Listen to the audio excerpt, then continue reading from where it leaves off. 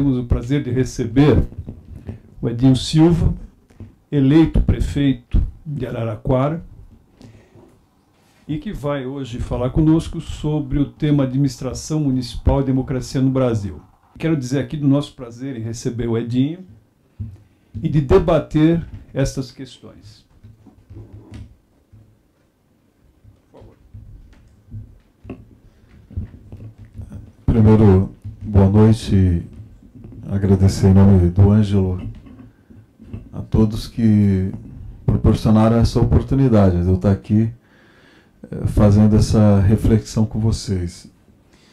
Eu gostaria só de fazer uma introdução antes de entrar no desafio do tema, porque eu hoje sou prefeito eleito de Araraquara, mas eu já havia sido, já fui prefeito, né, de 2001 a 2008 e fui antes vereador também de 93 a 2000.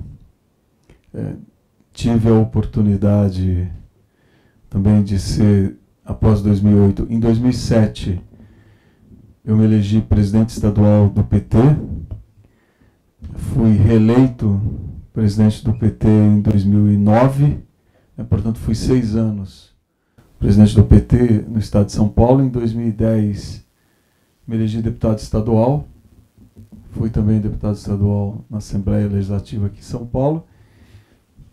Aí, talvez alguns tenham acompanhado pela imprensa, mas eu fui um dos coordenadores da campanha da Dilma em 2014, tendo assumido a árdua tarefa de coordenador financeiro da campanha.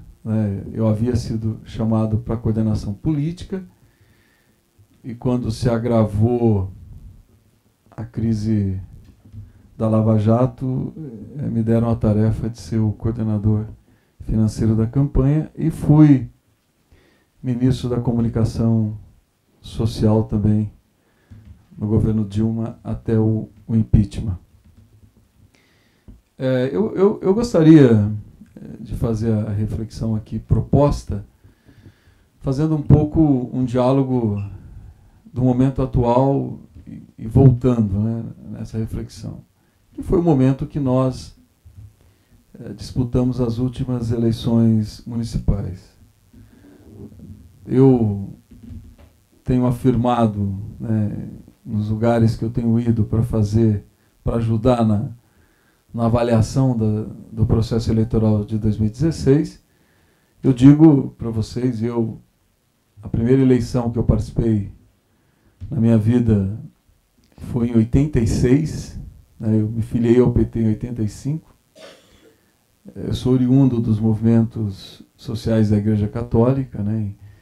Em 86 eu fiz campanha para o Valdemar Rossi, né, que era o candidato da Pastoral Operária, e para um candidato local em Araraquara, que era o Cariceca Neto. Eu nunca disputei uma eleição tão difícil como essa de 2016, nem a de 2014, que eu estava na coordenação da campanha nacional, e foi um quadro difícil, talvez a eleição mais polarizada, talvez não, a eleição mais polarizada da nova república, mas um cenário muito difícil que nós enfrentamos em 2016. Um cenário difícil porque a construção política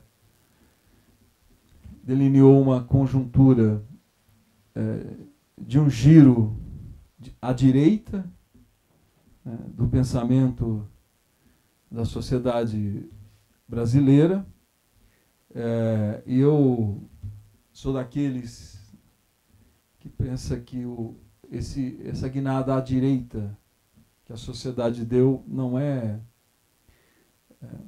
nós não podemos ser simplistas. Eu acho que tem alguns que dizem assim, nós não perdemos, a esquerda no Brasil não perdeu a eleição para a direita, perdeu para o voto branco, nulo e abstenção. Essa, no meu entender, é uma leitura equivocada. Nós perdemos para a direita, né, e evidentemente, Claro que esse voto branco, nulo e de abstenção, ele não foi hegemonizado eleitoralmente por nenhuma candidatura de direita, mas evidente que, do ponto de vista do resultado, quem avança com a omissão da sociedade a não se manifestar foi a direita. Nós podemos, no meu entender, fazer uma leitura mais simplista para dizer que a sociedade não foi a direita, mas na prática ela foi. Existe, no meu entender, uma crise da democracia representativa, e essa crise não é uma crise só no Brasil, ela é uma crise, no meu entender, em todos os países ocidentais que se reivindicam democráticos. E no meu entender também, e aí eu sei que eu não sou consenso dentro do meu partido, mas eu penso que esse avanço da direita se deve, evidentemente, pelos erros que nós cometemos. Se nós não reconhecermos os nossos erros políticos, efetivamente nós não vamos entender o que está acontecendo na sociedade brasileira. Erros que criaram as condições para uma derrota da agenda, da agenda da esquerda brasileira e, consequentemente, do avanço da agenda de direita. Eu quero dizer a vocês que eu acompanhei, evidentemente, no centro da crise, a criação das condições do impeachment. E eu não tenho nenhuma dúvida que o impeachment se deu pelas condições políticas que foram criadas, pela fraqueza do nosso governo, pelo enfraquecimento do nosso governo, pela hegemonia empresarial que fez a opção pelo impeachment, e fez a opção pelo impeachment fazendo um acordo político de uma agenda para o Brasil. Eu digo que a esquerda achava que o Fernando Henrique tinha implantado o neoliberalismo no Brasil. Né? O que vem pela frente, nós vamos chegar à conclusão que ele implantou uma política de privatizações inspirada naquele momento no neoliberalismo. O neoliberalismo nós vamos ver agora, com a reforma trabalhista, com a reforma previdenciária, com a criação da implementação da terceirização da pior forma possível, porque eu sou daqueles que pensam que algumas atividades bem regulamentadas elas podem ser terceirizadas. Eu não sou dogmático em relação a isso. Eu também defendo que o Brasil tem que passar por uma reforma da Previdência, isso é inegável, né? E também penso que algumas questões da reforma da CLT nós precisamos encarar, né? Isso é inegável, mas efetivamente o que vem por aí é muito mais do que isso. Eu penso que a fragilidade do campo da esquerda, da organização dos trabalhadores, no campo democrático popular, essa fragilidade vai fazer com que efetivamente se implemente no Brasil reformas de Estado, inclusive a questão do pré-sal tem uma concepção, né? Eu penso que por a mudança da regulação do pré-sal tem uma concepção, e como a limitação dos gastos sociais também tem uma concepção de Estado, né, que está sendo desenvolvida. Então, eu não tenho nenhuma dúvida que nós vamos ver um momento de muita fragilização do campo da esquerda, do campo democrático popular, e efetivamente um avanço. Agora, esse cenário todo, a minha reflexão aqui, que é um recuo não, uma derrota estrondosa da esquerda nas eleições de 2016, criada pelo nosso recuo político, que o principal momento foi o impeachment, mas nós só vamos entender isso se efetivamente nós entendemos os nossos erros. Eu penso que eu fiz isso, quero dizer para vocês, né, até uma das grandes questões que eu tenho respondido nos debates que eu tenho ido, é a pergunta, mas como que eu ganhei as eleições em Araraquara? Né, sendo ex-ministro da Dilma, ex-coordenador financeiro da campanha, apanhei à vontade na imprensa até o impeachment, porque só tinha uma forma de bater na Dilma, era bater em mim, né, para colocar sob suspeita todo o processo eleitoral. E como que eu ganhei as eleições? Evidente, eu tinha um legado, eu fui prefeito por 8 anos, fui um prefeito bem aprovado, mas claro que vocês não têm nenhuma dúvida que a eleição, para mim, foi muito difícil, o nível de enfrentamento foi brutal, os ataques que eu sofri foram violentos, desleais, como também não tem nenhuma novidade. Mas eu não tive nenhuma dúvida. Primeiro, e vou fazer esse parênteses só para justificar e dou prosseguimento à minha reflexão. A primeira reunião de coordenação de campanha eu disse que eu não queria comício. Porque eu não tinha nenhuma dúvida que o comício ia subir, falar, as pessoas iam virar as costas e não iam votar. Eu pedi que tivesse um processo de diálogo com a sociedade. Eu fiz 47 reuniões para debater programa de governo, e depois mais umas 30 após lançar o programa de governo. A primeira reunião que eu fiz, que foi num bairro chamado Vale do Sol, um bairro popular, o tamanho do distanciamento que eu senti das pessoas que foram na reunião, eu falei, isso aqui não vai funcionar também. Eu fui numa segunda reunião num bairro em Araraquara chamado Jardim Daiá, que era mais periferia ainda. E lá o padre me apoiava, que era meu amigo desde o meu início de militância na igreja. Várias lideranças estavam lá, ou seja, era um bairro tradicionalmente muito petista. E a hora que eu comecei a reunião, eu também senti uma frieza. Eu falei, sabe uma coisa, não vou falar. Eu falei, olha gente, vamos fazer o seguinte, vocês começam a falar. Queria que vocês falassem, depois eu falo. E pode falar de tudo. Pode fazer qualquer pergunta, qualquer questionamento. Não deu outra. Na terceira pergunta, o que veio foi Lava Jato. E a angústia era um senhor carteiro, liderança dos carteiros, portanto, um militante mesmo. Ele falou assim, Edinho, não dá mais, eu não consigo mais defender o PT. Seja no meu Facebook, seja no almoço da minha família de domingo, não dá mais para defender o PT. Aí eu falei para ele, tá bom, então me fala por que não dá mais. Aí vem, né? Todas as denúncias. Hein? Aí eu falei, olha, vou fazer uma coisa, você tem razão. Quem mais aqui pensa que nem ele? Mas foi. Pancadaria correu solto na nossa base social. Num bairro onde o PT nunca perdeu a eleição, onde o padre era petista, o ministro da Eucaristia era petista, o catequista era petista, todo mundo ali. Eu falei assim, olha, aí eu abri para várias intervenções. Aí eu peguei e falei, tá bom, vocês têm razão. Queria pedir desculpa a vocês. Por tudo que vocês têm passado, nós erramos. O PT errou. O PT errou porque nós não rompemos com o modelo político do país. Nós não rompemos com o modelo de financiamento político do país. Nós reproduzimos o mesmo modelo de financiamento que vinha há décadas. Eu não fui fazer recuperação histórica porque ali nem era o caso.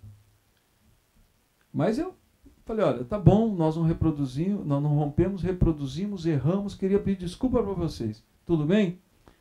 Tudo bem. Aí eu falei, posso fazer uma pergunta aqui? Isso tinha...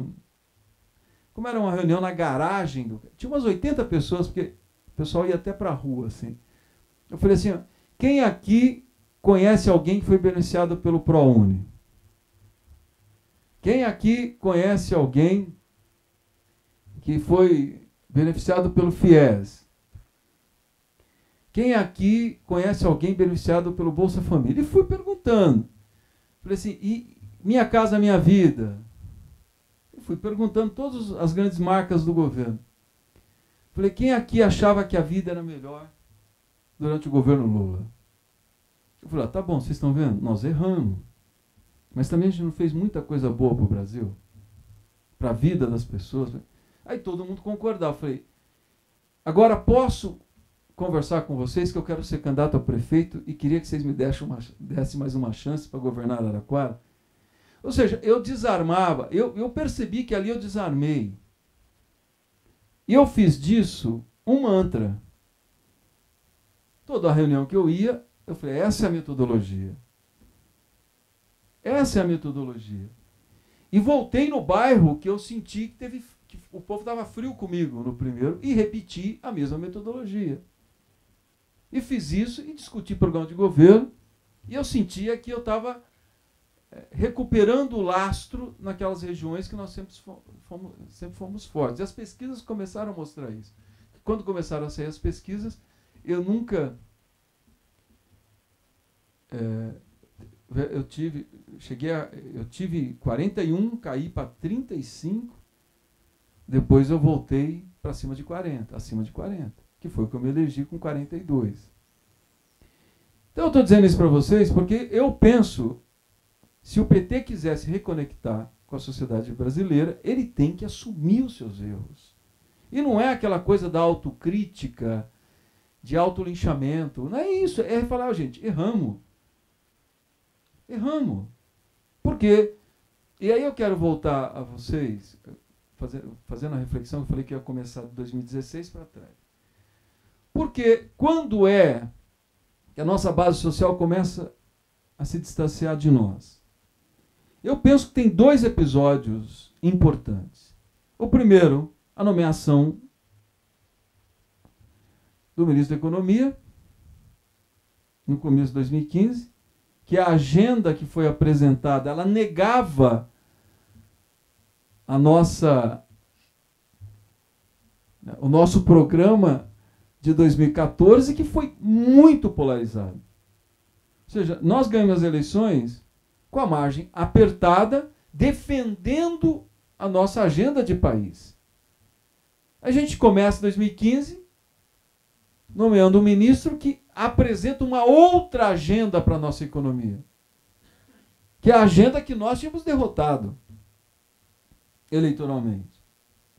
Ali é a primeira, e ali eu já era ministro. Aí a gente tinha que explicar aquilo. E era muito difícil, nós criamos um conceito que era ajustar para avançar.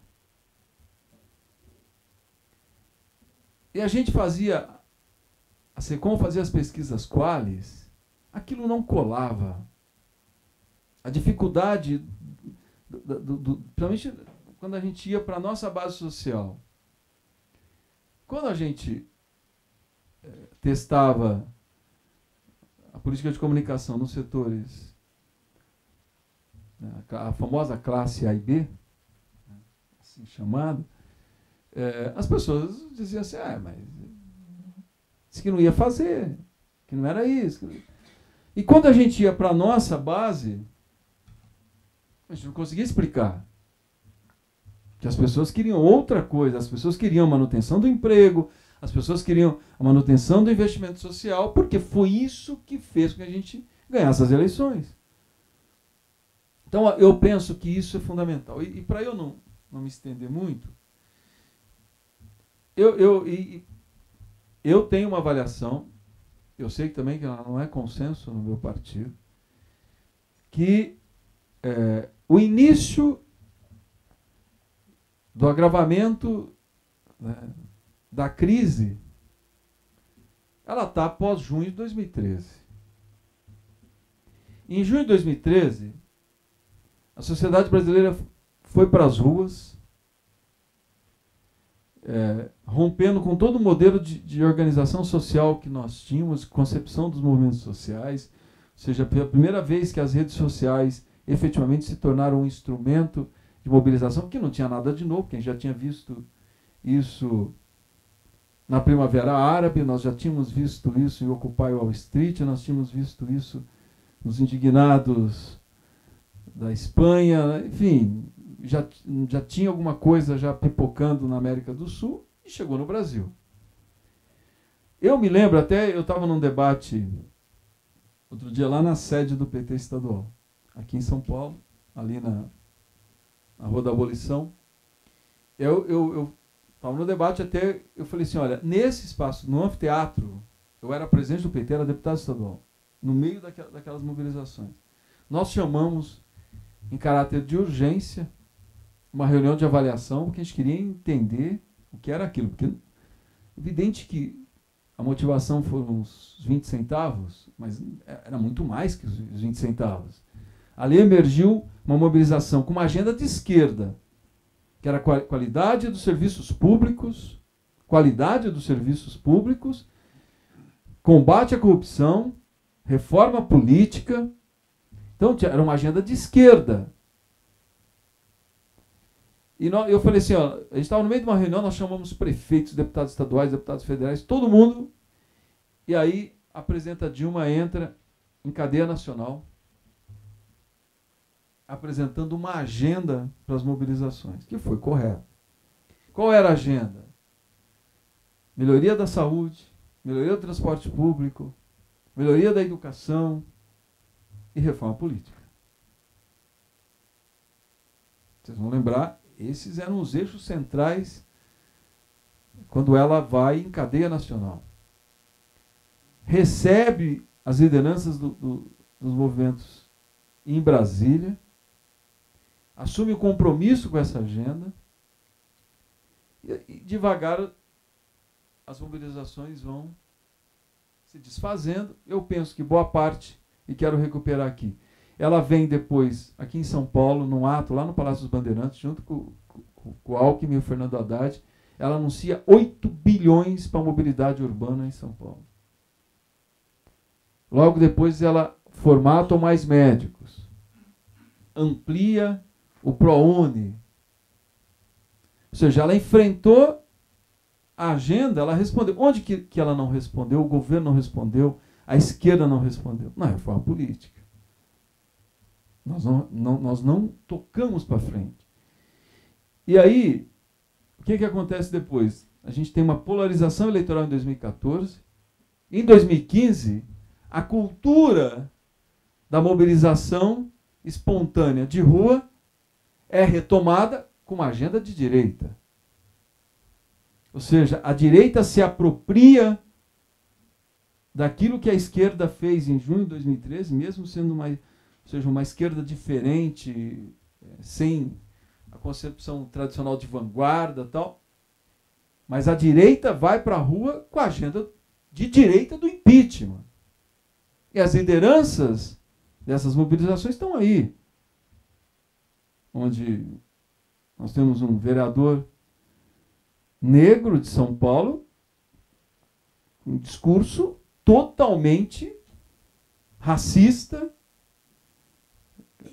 de direita, enfim, e tem outros, né? Se a gente olhar o Brasil afora, eles elegeram muita gente com essa agenda.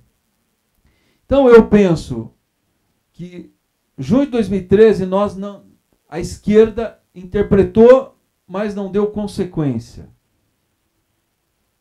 Nós perdemos o momento histórico que a gente tinha base social, gente na rua para fazer reforma política, para mudar o modelo político brasileiro, para mudar esse fosso que agora nós estamos vendo entre representante e representado. E para mudar o modelo de financiamento político, que depois nós não demos consequência e nós fomos vítimas. Ou seja, é um modelo de financiamento político que, até outro dia eu estava dizendo que se a gente pegar os livros do Lira Neto, lá no primeiro volume, quando ele fala do financiamento da campanha do Getúlio, já aparece o modelo de financiamento. É o Banco do Rio Grande do Sul financiando os produtores de charque que financiam a campanha dele. Então, mas quem pagou o preço? Foi o PT. E foi aí, consequentemente, a esquerda. De um modelo que é secular. Mas que nós não tivemos protagonismo na defesa de uma nova forma, de um novo modelo. Então eu penso que junho de 2013 deu sinais do que é que nós estamos vivendo hoje. A crise se agravou porque nós perdemos nossa base social, porque nós nos elegemos com uma agenda e começamos a governar com outra. Perdemos a base social, perdemos a maioria parlamentar que criou as condições para o impeachment, que foi efetivamente patrocinado pela grande parcela do empresariado, onde esse acordo é o aprofundamento de uma agenda de direita no país. Nós não tenhamos dúvida em relação a isso. E até eu estava conversando com o Aldo agora há pouco, eu também tenho muita dúvida se esses setores,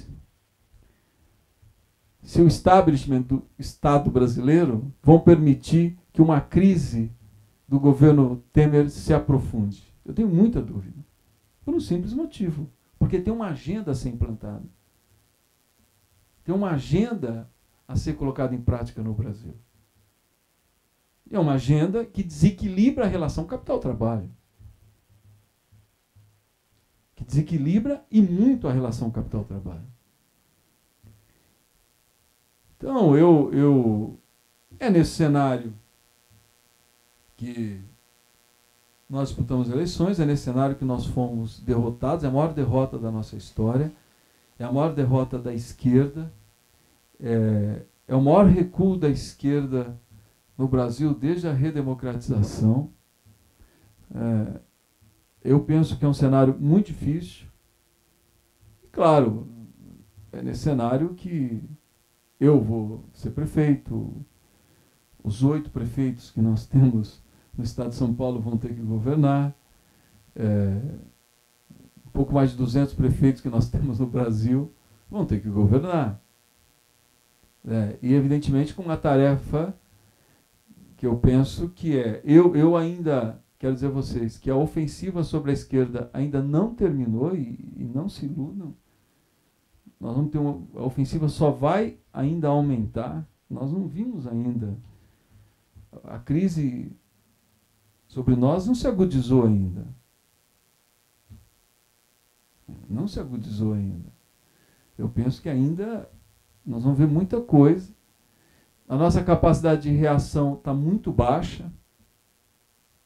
É muito baixa. A nossa capacidade de construção de um campo, ela é muito lenta, de construção de um campo que efetivamente de resistência a esse momento da nossa história. E nós estamos vendo que a crise econômica mundial, a agenda da direita está avançando nos principais países do mundo. Isso é consequência da crise econômica mundial, das perdas de direitos, do desemprego, do esgarçamento social, do processo migratório dos países árabes. Ou seja, é um momento, portanto, que a esquerda está perdendo espaço no mundo. E o pêndulo foi para a direita, né? Se a gente quiser usar aquela simbologia do pêndulo, ela foi para a direita. Então, numa correlação de forças muito difícil. Do ponto de vista internacional, não vou me alongar, mas eu penso que é uma incógnita o que o Trump vai significar para uma nova geografia mundial. Nós estamos vendo na Europa, eu penso que a direita vai avançar, ou seja, já avançou na Espanha, vai avançar na França, deve... a Merkel acaba virando uma alternativa de centro, né? Então, é uma situação muito difícil. A China fragilizada para tentar construir um bloco, pelo menos desenvolvimentista, de aliança desenvolvimentista. Enfim, é uma situação difícil da nossa história. Eu penso que a gente deveria ter um grau de unidade da esquerda muito forte, a reconstrução de uma agenda de esquerda, de uma agenda progressista. Eu não sou daqueles que acham que o PT está destruído, está acabado. Ao contrário. O nosso legado é muito forte. Se o PT tiver capacidade de fazer autocrítica, de reconhecer os seus erros, o legado do PT é muito forte. É muito forte e ele é antagônico ao que nós vamos viver no próximo período histórico no Brasil. Nós temos que ter coragem de criar a reconexão com a sociedade brasileira e reivindicar o nosso legado. Agora, recuado, de cabeça baixa, nós não vamos reivindicar legado. Nós temos que levantar a cabeça, ter orgulho. Erramos, nós temos que ter orgulho do que nós fizemos.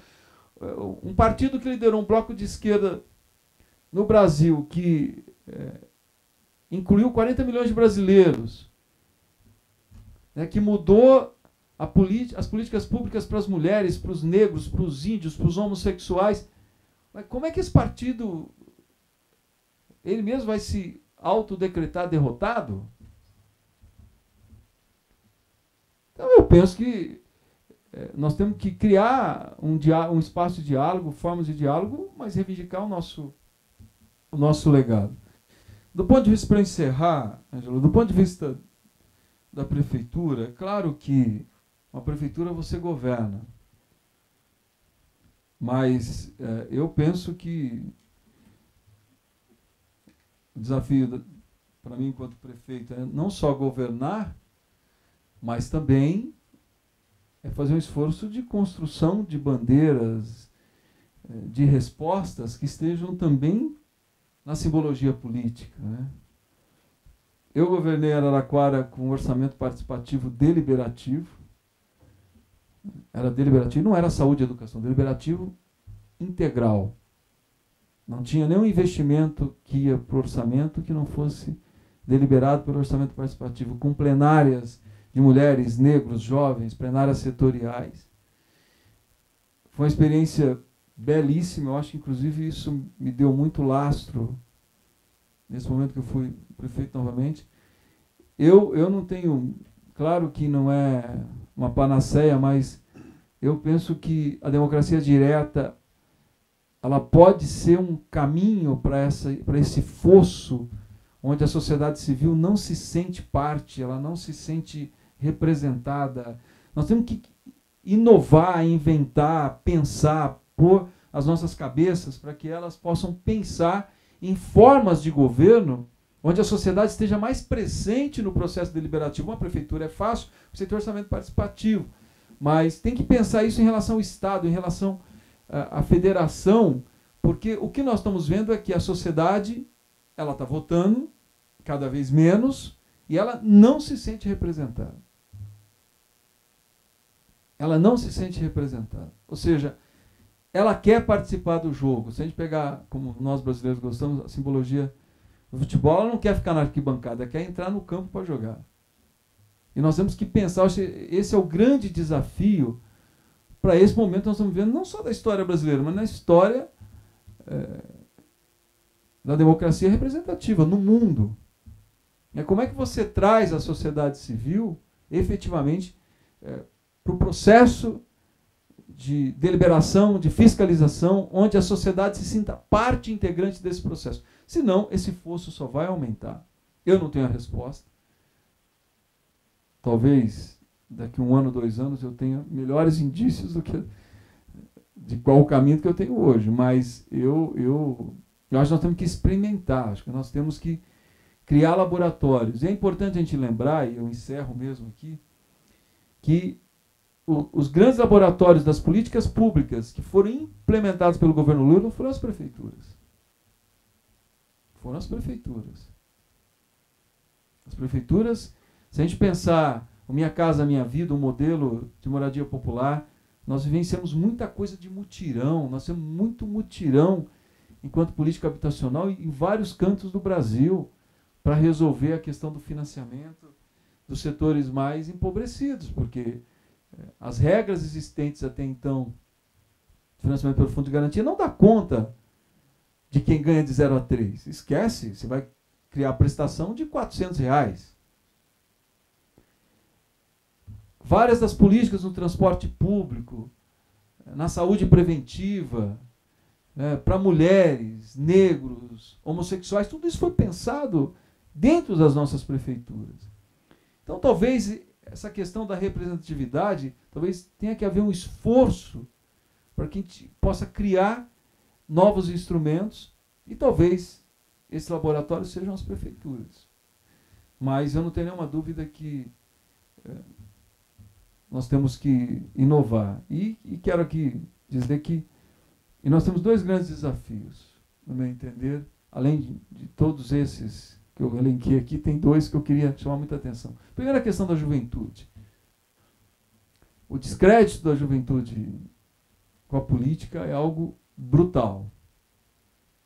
Nós temos que ganhar a juventude por encantamento da política. E o outro é o debate da sustentabilidade. Eu acho que esse debate não pode ser da direita. Não pode ser dos organismos da direita, porque efetivamente se tem algo que eu penso que imobiliza e é uma bandeira da esquerda, é a questão de sustentabilidade. Qual o modelo de sociedade que nós queremos? É um modelo que seja capaz de produzir riqueza, distribuir riqueza, respeitando o trabalhador e a natureza, sendo bem simplista. Esse é o modelo de sociedade que nós queremos. E não é no campo da reprodução do capital que esse debate vai se dar. Respeitando a natureza, o trabalhador, que é o conceito, acho que o conceito de sustentabilidade tem que ser apropriado pela esquerda. Obrigado.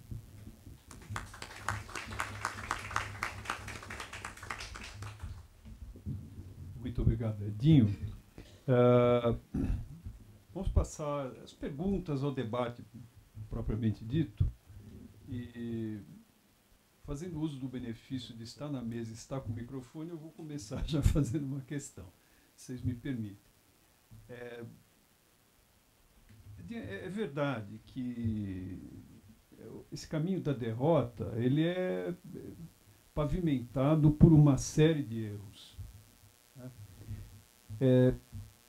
A esses tantos que você já inventariou, eu queria acrescentar mais um, que é a baixa capacidade de reflexão que a esquerda em geral, mas também no PT, especialmente teve no PT, teve sobre as condições em que se deu esse ascenso que é histórico.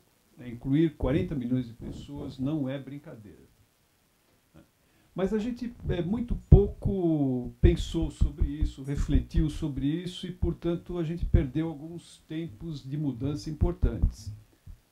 Basicamente, esse modelo se sustentou no boom das commodities, foi o que financiou fundamentalmente esse modelo, e se pretendeu que o pré-sal fosse uma redição dessa base de sustentação econômica, numa situação em que ganhavam os de baixo porque incorporados e os de cima mantinham seus ganhos, especialmente o setor financeiro e o agronegócio. Ocorre que essa base econômica se esgotou sem que a gente refletisse e se desse conta disso. Em 2012, esse modelo já não tinha mais capacidade de reprodução tão grande. E durante todo esse período, podemos contar 10 anos, por conta dessa conciliação de classes, onde todos ganhavam, pouco se travou o debate ideológico. Não se fez a devida defesa, não só da proposta, mas do legado construído. Tanto é que, em 2013, o que nos tomou foi uma situação da gente não entender simplesmente o que estava acontecendo. Isso é indício de uma baixa capacidade de reflexão. Em 2013 já é sintoma do esgotamento desse modelo. E a crise se aprofunda com a eleição sofrida da Dilma, seguida de uma capitulação. Aí não é possível travar debate ideológico nenhum. O que o Carteiro te disse é uma verdade incontornável. Não dá para defender desse jeito. E me parece que hoje a nossa única saída é sair para o debate ideológico, é travar esse embate. Não há como levantar a cabeça se nós mesmos não estivermos convencidos de que essa causa é fundamental, é nobre, é válido defendê-la. E me parece que é muito pouco movimento nesse sentido. E não é uma causa aí do PT, essa é uma causa da esquerda. diria mais, é uma causa do campo democrático. Há um ascenso massacrante numa perspectiva que não só é neoliberal, mas ela vem acompanhada de um autoritarismo fortíssimo, e que, se não se fizer nada, nós vamos acabar varridos. A questão que eu te coloco é um pouco refletir sobre esse outro condicionante e sobre, bom, em que bases econômicas nós vamos nos mover agora. Sobretudo porque vem reformas aí que vão erodir direitos que nós conquistamos nos últimos 70 anos. Né? Como é que a gente faz a defesa do legado e, ao mesmo tempo, a gente mobiliza no debate ideológico esses atores que são fundamentais no campo democrático e no campo da esquerda, no sentido de verem as possibilidades materiais de fundamentar a sua própria ação. Acho que a gente podia fazer umas 3 perguntas, né? Ou você prefere? Não, pode ser bloco. Bloco. Mais alguém? Licença, um minutinho. Melhor. Eu sou de comunicações. Nós já conversamos isso no começo desse ano, mas você acha que isso é possível nesse quadro de mídia que a gente... Isso, você falou da reforma política, que eu acho que foi uma tragédia, a reforma política, e não é do governo Dilma, já é anterior. Acho que nós perdemos uma oportunidade que tinha uma posição muito mais interessante com o Lula de fazer a reforma política ali. Mas eu acho que teve outra grande questão, é a questão da mídia, das comunicações. É possível fazer isso, essa transformação, esse embate ideológico com essa mídia que nós temos? Como é que a gente consegue substituir isso? Aldo.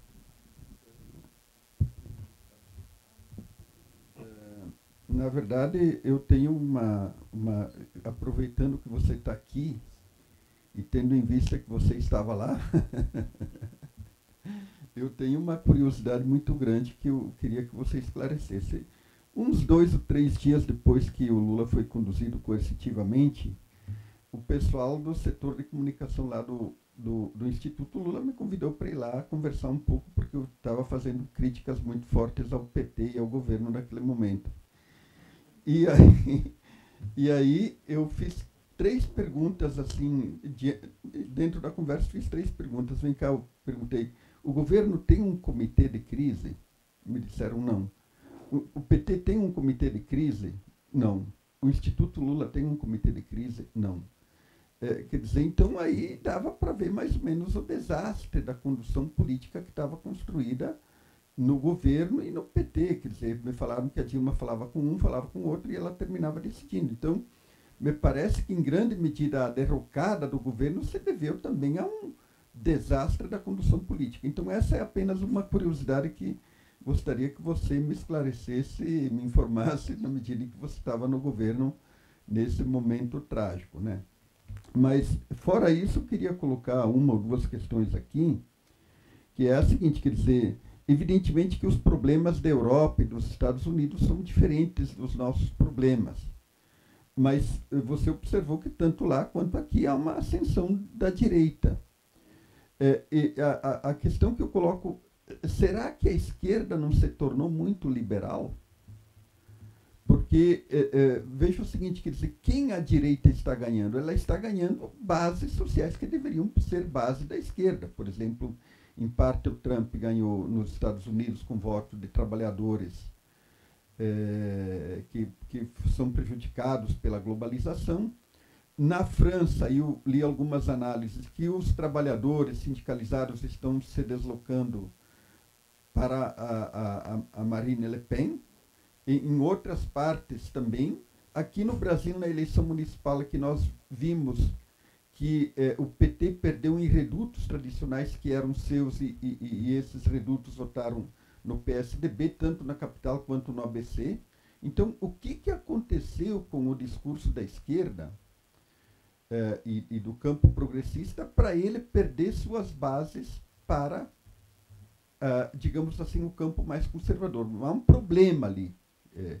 Há um problema que só o processo de impeachment, essas coisas, não explicam. Quer dizer, é um problema de condução política e de políticas públicas e assim por diante. A outra questão, veja o seguinte, quer dizer, se há esse fenômeno, me parece assim que houve uma perda e você vai assumir uma prefeitura, quer dizer, alguns anos atrás o PT tinha uma agenda para as prefeituras que se chamava o modo petista de governar. Quer dizer, onde é que ficou o modo petista de governar? Quer dizer, nós vimos algumas inovações aqui com o Haddad, mas de modo geral as prefeituras, se você for ver em Osasco, mesmo no ABC e assim por diante, houve quer dizer, se esgotou a capacidade inovativa do PT. Me parece que se esgotou a capacidade inovativa do PT e isso também se refletiu, do meu ponto de vista, na derrota, né? Eram essas duas questões que, fora a primeira pergunta, que é uma pergunta mais de esclarecimento, as duas questões que eu queria colocar. Quer dizer, a esquerda não se tornou muito liberal para perder sua base, quer dizer, onde é que foi a inovação no campo das políticas públicas.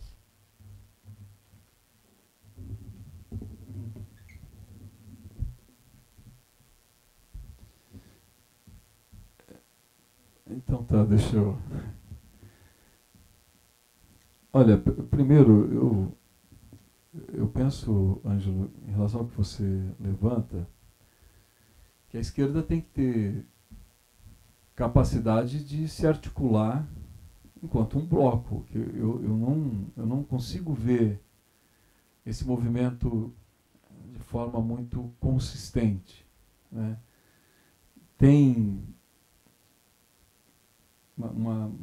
uma junção que é a Frente Brasil Popular, mas eu não consigo ver ela se tornando esse campo, porque para a gente ter um campo de esquerda tem que ser mais amplo que a Frente Brasil Popular, né? Tem que ser algo que a gente consiga pelo menos tentar dividir alguns partidos de centro-esquerda para criar um bloco de enfrentamento à agenda que está aí.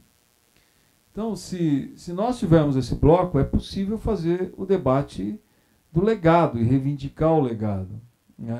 E também, eu acho que uma parte do que você levanta também está na questão do Aldo. A esquerda, eu nesse pós-eleição aí, eu andei lendo muita coisa e tem alguns indícios que eles são interessantes.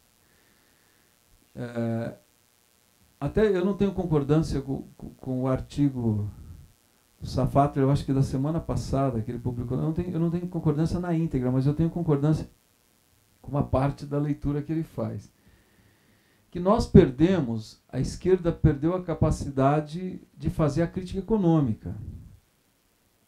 Ainda ele diz que estava, é um relato, o artigo dele, ele diz que ele estava nos Estados Unidos durante as eleições americanas, e ele via assim, olha, todo mundo levantando a bandeira dos negros, dos imigrantes, dos homossexuais. Ele falou assim, mas ninguém fez a crítica econômica. Claro, para eles é muito mais difícil fazer a crítica econômica. Então, ser de esquerda lá é quase que unicamente a defesa das bandeiras civis. Mas se nós formos, e eu não tenho condições de fazer essa análise, até porque não me debrucei sobre isso, mas se nós pegarmos na Europa, é a mesma coisa. Você não vê uma crítica econômica consistente, até porque os setores com capacidade de enfrentar a direita têm muita dificuldade de fazer essa crítica. Porque eles reproduziram e legitimaram o modelo econômico. É claro que eu acompanhei muito de perto esse debate no governo, que era a crise do preço das commodities. E aí você vai, a preço das commodities, Minério de ferro oscila para cá, a soja oscila para lá, mas o centro não é isso. O centro é o preço do petróleo, né? É o preço do petróleo. Que aí a gente pensou uma realidade econômica com o petróleo a 120 o barril e tínhamos que conviver com ele abaixo de 50. Então, é claro que... o que eu estou tentando dizer com isso é o seguinte. A esquerda, eu acho que ou a gente tem, e nós não estamos conseguindo fazer, eu não vejo ninguém, uma análise correta da crise econômica. Se a gente pegar a esquerda em 29, ela elaborou muito mais sobre a crise econômica de 29 do que a esquerda nesse momento. O que é que tem de consistente na esquerda de interpretação da crise econômica? Que ela, é claro, o problema é que quem interpreta a história é o historiador, né? Nós estamos no meio de uma crise econômica, a gente achava que era, né, uma marola, depois a gente achava que não era bem uma... e ela está aí, e ela está se mantendo, ela está se mantendo, talvez tenha que ter a Terceira Guerra Mundial para a gente sair dela. Mas ela está aí.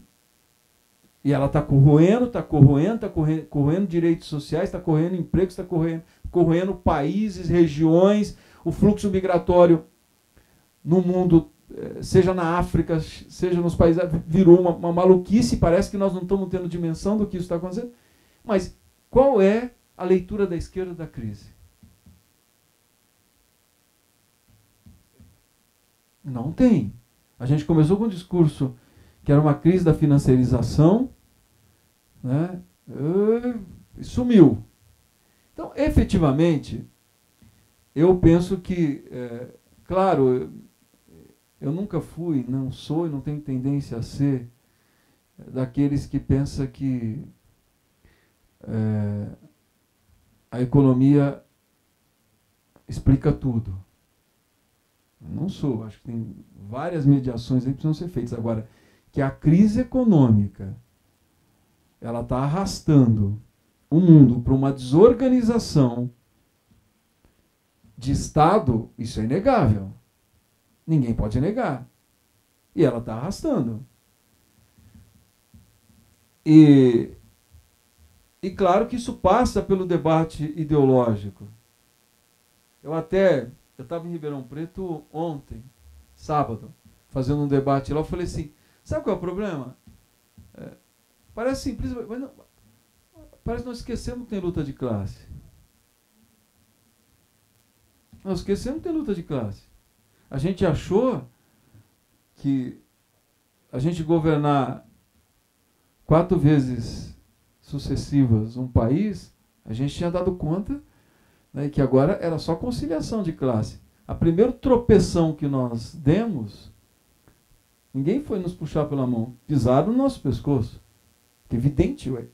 Nós éramos um empecilho para uma agenda de país, que não é. A nossa agenda nunca foi a agenda dos setores conservadores. A agenda do capital era a nossa agenda. Um Estado imenso, um Estado subsidiando, um Estado fazendo inclusão social. Esse Estado não é o Estado da reprodução do capital. Então, eu concordo, eu penso que nós estamos muito fragilizados no debate da economia. Muito fragilizados. Mas muito fragilizados. E nós não temos uma análise que você fala assim, olha, é por aqui que nós vamos, é essa crítica que nós vamos fazer. Os meninos de Occupy Wall Street eram mais duros que nós na interpretação da crise. Que a simbologia de Wall Street é a simbologia da crise. E nós não conseguimos produzir um símbolo tão forte. E lá não dá para dizer que era um momento socialista, né? Longe disso.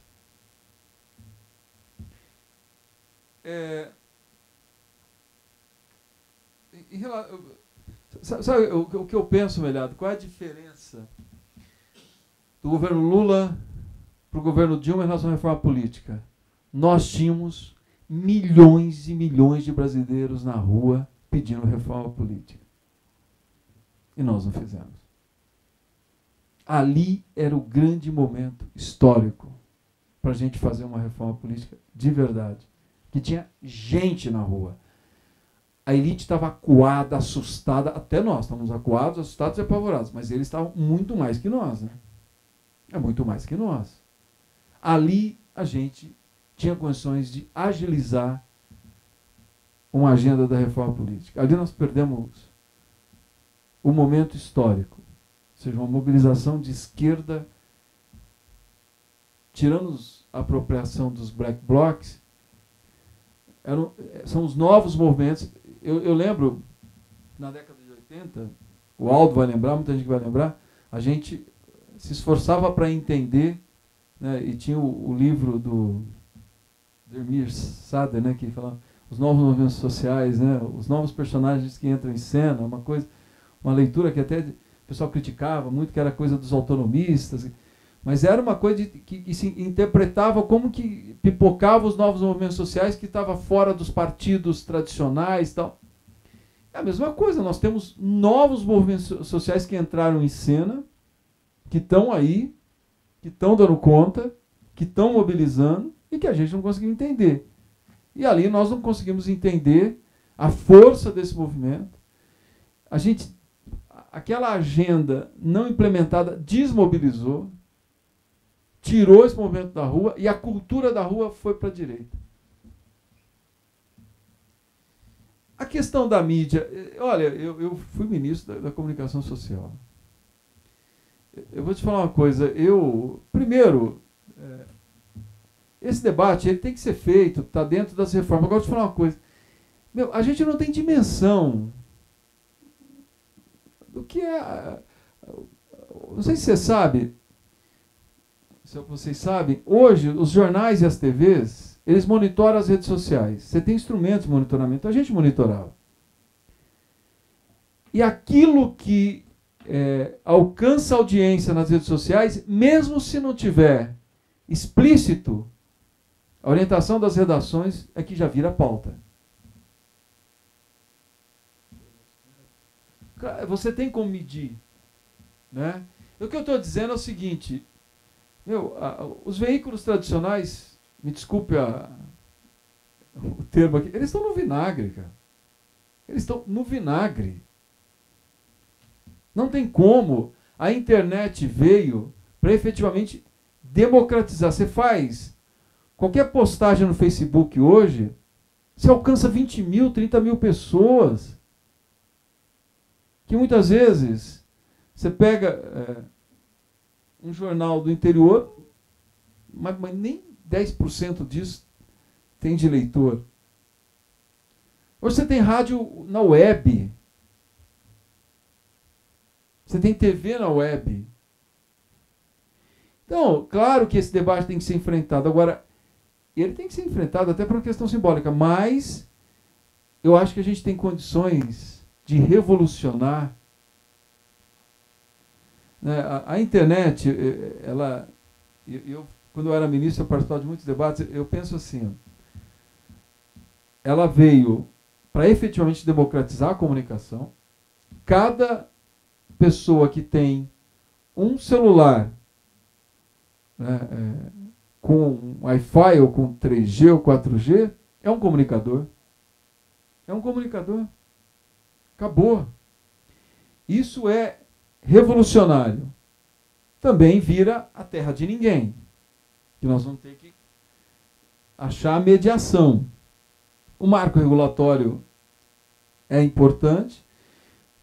Agora, eu não me assusto, né?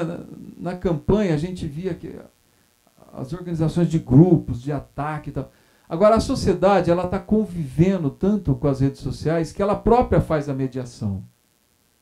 A pessoa lê aquilo e fala, isso aqui não pode ser verdade. Ou seja, está se criando uma cultura do senso crítico, daquilo que você se apropria, daquilo que você não se apropria como informação. Então, claro que é algo que ainda vai avançar muito, vai ter muita mediação, mas eu penso que a gente deveria utilizar muito. Eu vou dizer uma coisa para você, eu até por ter sido ministro, eu não posso errar nessa área. Eu vou criar um portal Na prefeitura que tem a rádio, tem a TV e tem a agência de notícia. Acabou. Eu vou ficar na dependência da verba de publicidade para a rádio, para a TV, para o jornal? Eu vou reproduzir. Eu vi o que nós sofremos lá. Uma coisa que nós criamos, que virou um... Quem está sendo filmado aqui?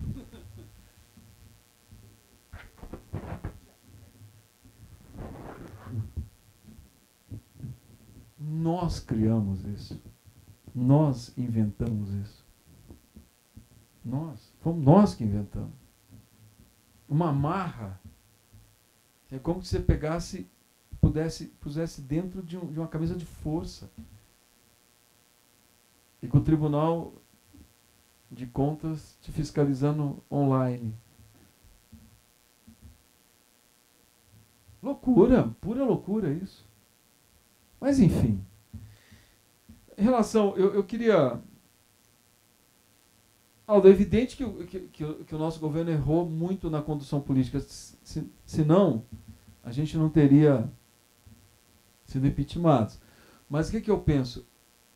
Ele errou na condução, e aí eu volto a 2013 de novo, ali foi o principal erro. A gente não poderia ter criado uma agenda e ter aberto mão dela, em hipótese alguma. Segundo, a gente não poderia ter aberto mão da nossa agenda, do nosso programa econômico.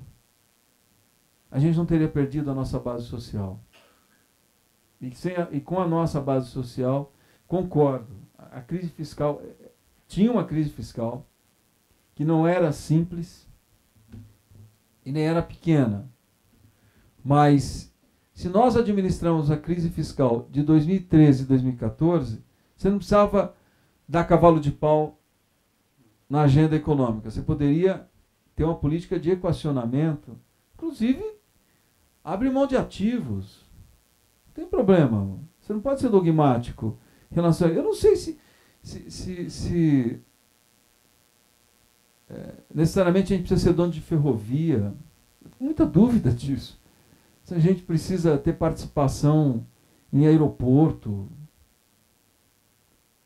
Tempo para ser fomentador. Já que fomentou, vende os ativos, faz uma lista de ativos, vende, começa a equalizar o fiscal. Enfim, sem querer ser simplista aqui, né? Não estou querendo ser, e nem tenho intenção de ser, mas você dá cavalo de pau no programa econômico ali foi muito difícil. Agora, quando a crise se agudizou, é verdade que você não tinha um comitê de crise. Porque não quis se fazer um comitê de crise. Agora, você tinha um núcleo político no governo que ele, de alguma forma, tentou responder, monitorava. Agora, enfim, cada governante tem um pouco o seu perfil e a sua forma de fazer as coisas, né? A gente sempre dizia isso. Querer que a Dilma fosse o Lula era quase uma covardia. Porque o Lula não vai nascer outro Lula, nem no século XXI, talvez nem no século XXII. Até porque não tem condições históricas para nascer outro Lula e a forma como ele... Agora, nós estamos falando de uma mulher de esquerda, combativa, aguerrida, íntegra. Agora, ela tinha uma outra forma de conduzir, pela cultura política dela, né? Mas eu nem acho que... Claro que eu concordo que se a gente tivesse um comitê de crise...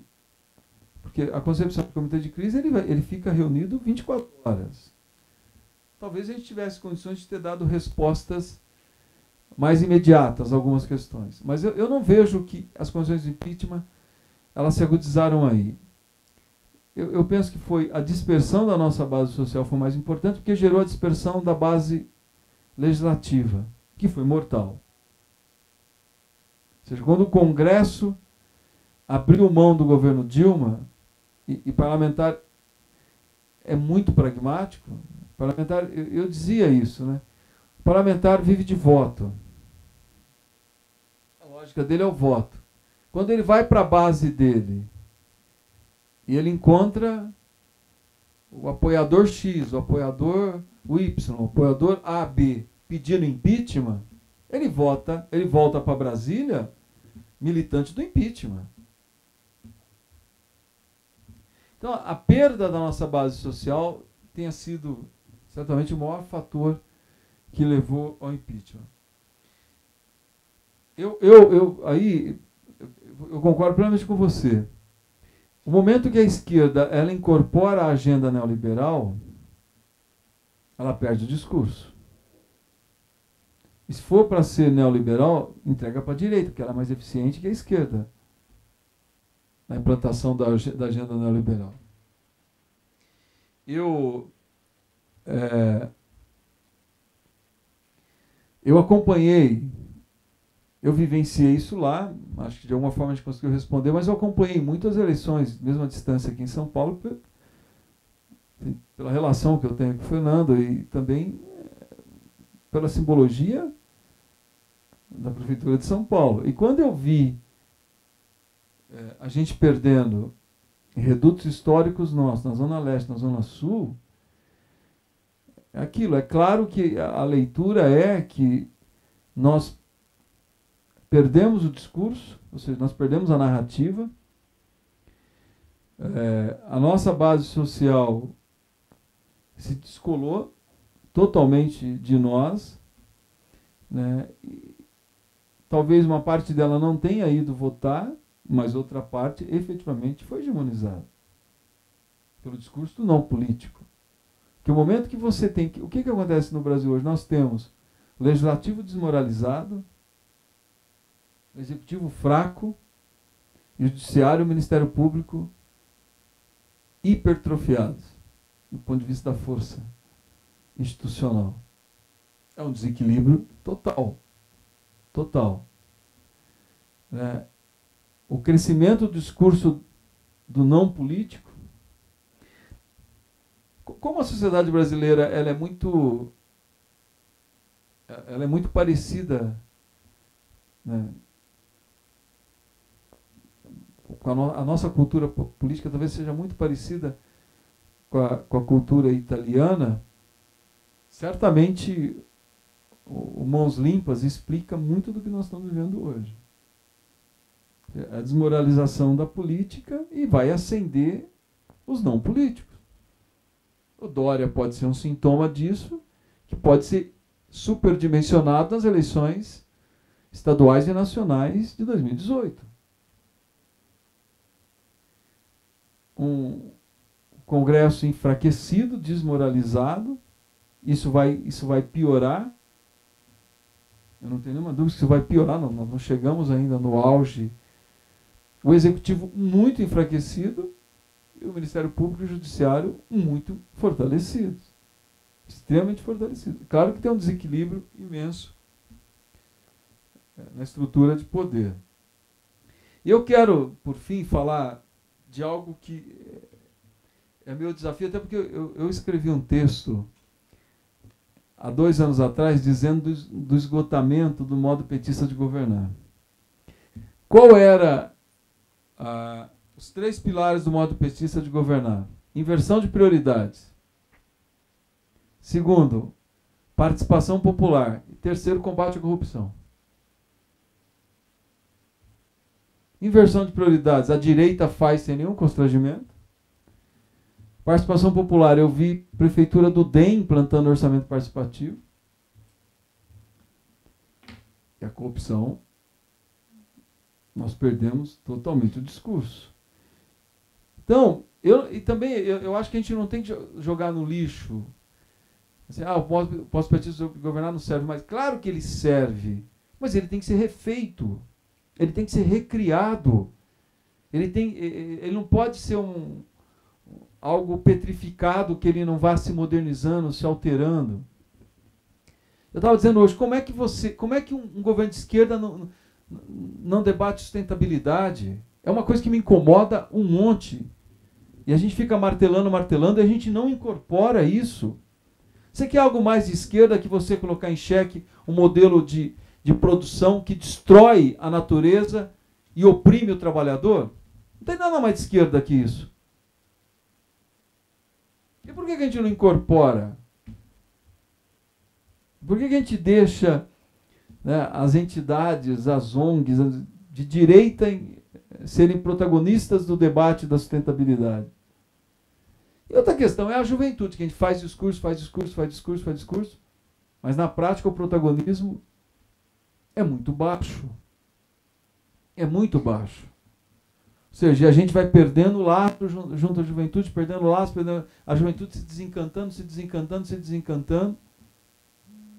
Né? Eu dizia assim, né? Se a gente pegar, é interessante, isso é muito empírico, mas o movimento hip hop ele é muito interessante nesse sentido. Né? Como que ele dá protagonismo, principalmente ao jovem da periferia. Ele dá protagonismo. Aí você pode dizer, aí você pega todas as expressões culturais da periferia. Mas dialoga com o tráfico. Dialoga porque nós não estamos lá, vai dialogar com quem? A esquerda não está, os partidos, os sindicatos, eles vão dialogar com quem? Quem é que os representa? Quem é que organiza? Mas eu penso que a gente tinha que se abrir a todas as expressões culturais da periferia.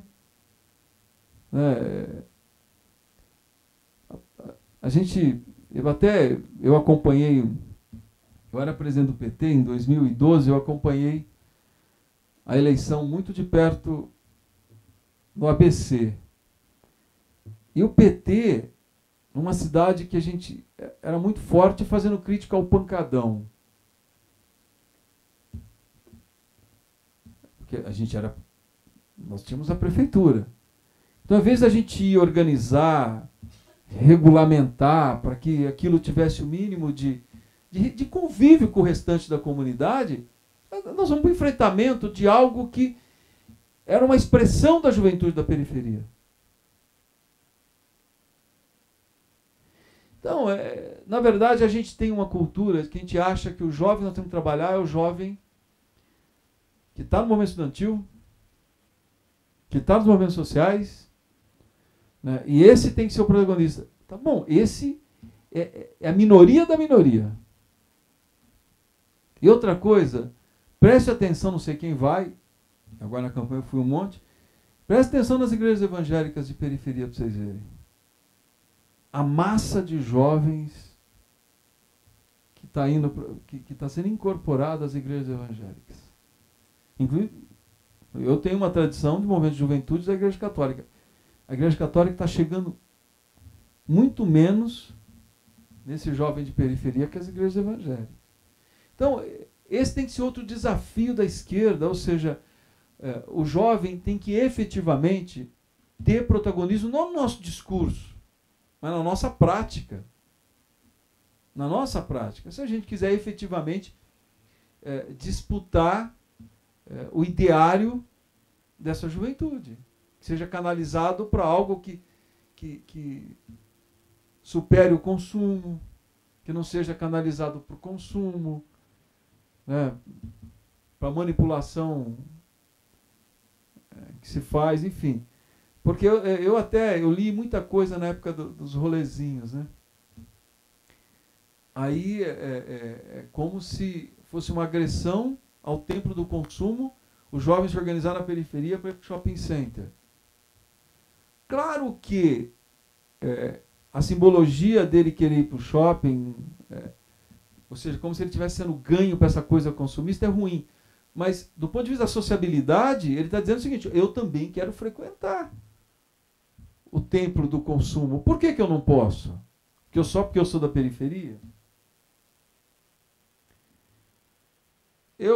Portanto, Aldo, eu penso que a gente tem que recriar o modo petista de governar.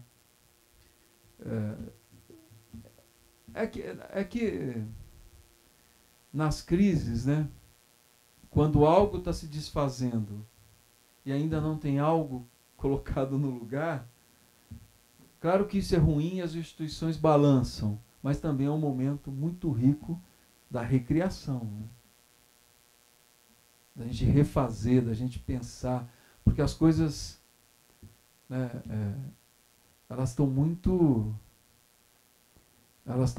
diluídas, né? Como chamar tudo que é sólido? Eu acho que ele é mais atual do que nunca. O Bauman, ele foi na década de 80, eu acho que tem que reler porque ele é mais atual do que nunca. Eu acho que é do Marx, é do 18 Brumário. Do Manifesto Comunista, isso mesmo. Mas é isso, gente. Muito obrigado pela oportunidade de estar aqui com vocês. E nós que te agradecemos, viu, Edinho? Muito obrigado.